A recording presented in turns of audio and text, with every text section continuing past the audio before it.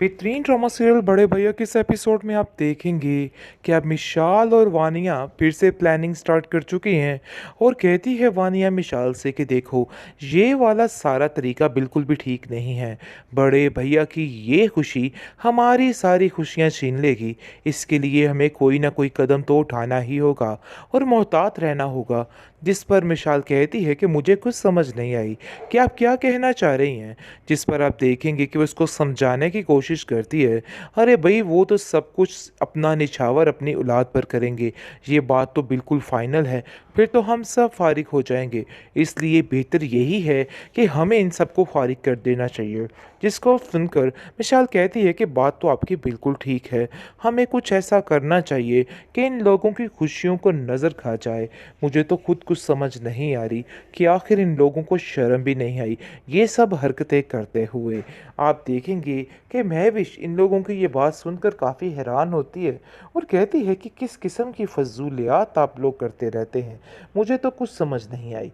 अपने घर की तरफ, अपने आप की तरफ तवज्जो दीजिए, बजाय कबीर के और मेरे हर चीज़ की बातों को टटोलना। ये बिल्कुल भी बेहतर नहीं है। आपको ख़त्म कर देना चाहिए ये सब कुछ। लेकिन जी वो ऐसा नहीं कर सकती है, क्योंकि वानिया पैदा ही दूसरों की टोल लेने के लिए हुई है। इसलिए वो किसी की भी टोल लिए बगैर ज़िंदा नहीं रह सकती। वो तो तय और फाइनल कर लेती है कि बस बहुत जल्द ये काम जो है ख़त्म करना है। इसी सिलसिले के पीछे पीछे आप देखेंगे कि उसकी जो मम्मी है वो कह देती है कि देखो महविश, तुम्हें इन लोगों से मुहतात रहना है। तुम नहीं जानती कि जगह जगह पे लोग ताक लगाए बैठे हैं कि कहाँ आप लोगों की खुशियों को राख लगाई जाए। लेकिन मैं ऐसा कुछ नहीं चाहती। मैं चाहती हूँ कि तुम्हें खुश देखूँ। इसलिए बेहतर यही है कि तुम इन लोगों से ज़रा फासला ही रखो, क्योंकि मुझे नहीं लगता कि ये लोग तुम्हें कभी भी खुश रहने देंगे। और ये ऐसा ही कर सकते हैं। इंसान को कभी कुछ हासिल नहीं हुआ है। मैं आप लोगों से भी यही गुजारिश करती हूँ कि अपने दिल से फजूल किस्म की बातों को निकाल दिया जाए, ताकि आपकी ज़िंदगी आसान हो सके। लेकिन मुझे नहीं लगता है कि आप लोग अपनी ज़िंदगी को आसान करना चाहते हैं। फरी काफ़ी तकलीफ़ में आ चुकी है, क्योंकि बहुत जल्द ये शुएब इसको इस कदर टार्चर करने वाला है, इस कदर जलील करने वाला है कि ये परेशान और हैरान हो जाएगी कि आखिर ये सब कुछ किस चीज़ का असर है जो ये सब कुछ हो रहा है। उसकी परेशानी में दिन ब दिन काफ़ी इजाफा होता जा रहा है और उसे समझ नहीं आ रही कि किस से इन सब बातों को शेयर किया जाए ताकि मसले हल हो सके। नहीं आ रही कि वो इन लोगों के लिए क्या बहुत ज़्यादा महविश उदास हो चुकी है, क्योंकि समझ चुकी है कि नहीं भाई, ये लोग बहुत ही जानवर किस्म के लोग हैं और अपनी आई पर आए तो कुछ भी कर सकते हैं। वो बड़े प्यार से इस मिसाल को समझाने की कोशिश करती है कि देखो, फरी को इस घर में आने से कोई नहीं रोक सकता, क्योंकि अब हर एक को फरी के इधर आने से मसला बनता जा रहा है। इसलिए आप देखेंगे जी वो उसको रोकने की कोशिश कर रही है। कहती है कि फरी के साथ कोई किसी किस्म का जुल्म नहीं हो सकता इस घर में। लेकिन जी आप देखेंगे कि शुएब ही है वो बंदा जो बार बार इन लोगों को इस बात पर मजबूर कर रहा है कि फरी को ज़रा खींच के रखा जाए, क्योंकि आपको नहीं पता है कि आप लोगों के ये किस कदर खिलाफ है।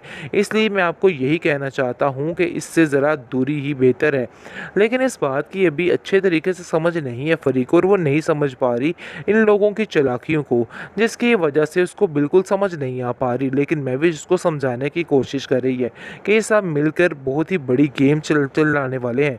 काश तुम्हें इस बात की समझ आ जाए, क्योंकि वो भी फरी को इन सब चीज़ों से बचाना चाहती है, जिसकी वजह से उसको कह रही है कि तुम फिक्र मत करो, सब ठीक हो जाएगा और मैं तुम्हारे साथ हूँ।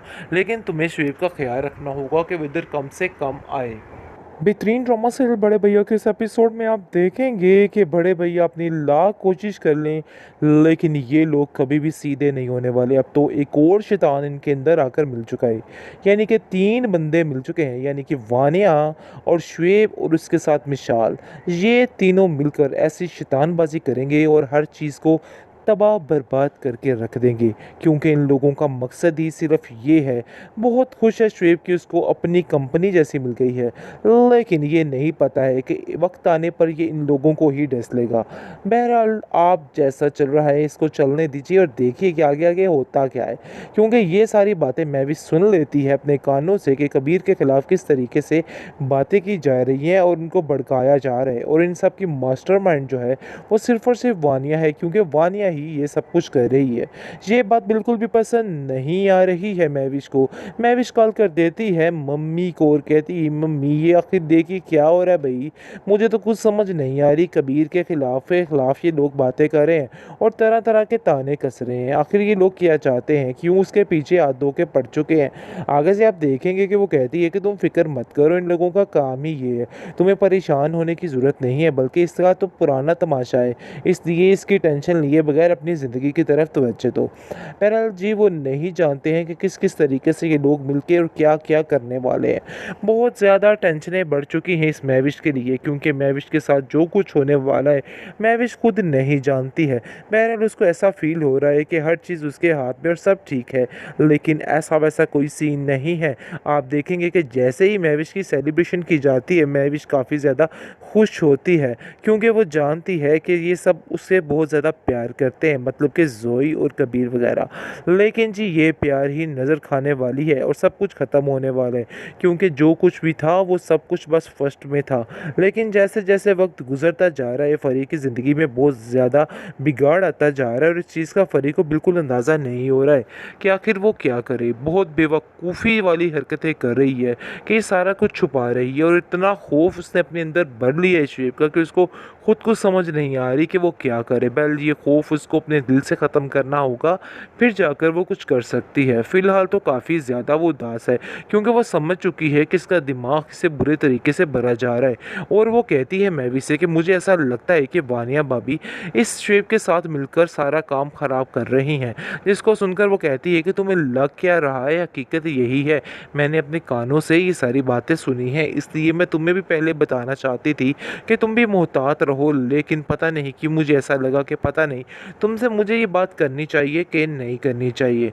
बहुत ज़्यादा महविश उदास हो चुकी है, क्योंकि समझ चुकी है कि नहीं भाई ये लोग बहुत ही जानवर किस्म के लोग हैं और अपनी आई पर आए तो कुछ भी कर सकते हैं। वो बड़े प्यार से इस मिसाल को समझाने की कोशिश करती है कि देखो फरी को इस घर में आने से कोई नहीं रोक सकता, क्योंकि अब हर एक को फरी के इधर आने से मसला बनता जा रहा है। इसलिए आप देखेंगे जी वो उसको रोकने की कोशिश कर रही है, कहती है कि फरी के साथ कोई किसी किस्म का जुल्म नहीं हो सकता इस घर में। लेकिन जी आप देखेंगे कि शुएब ही है वो बंदा जो बार बार इन लोगों को इस बात पर मजबूर कर रहा है कि फरी को ज़रा खींच के रखा जाए, क्योंकि आपको नहीं पता है कि आप लोगों के ये किस कदर खिलाफ है। इसलिए मैं आपको यही कहना चाहता हूँ कि इससे ज़रा दूरी ही बेहतर है। लेकिन इस बात की अभी अच्छे तरीके से समझ नहीं है फरी को, और वो नहीं समझ पा रही इन लोगों की चालाकियों को, जिसकी वजह से उसको बिल्कुल समझ नहीं आ पा रही। लेकिन मैं भी उसको समझाने की कोशिश कर रही है कि ये सब मिलकर बहुत ही बड़ी गेम चलाने वाले हैं।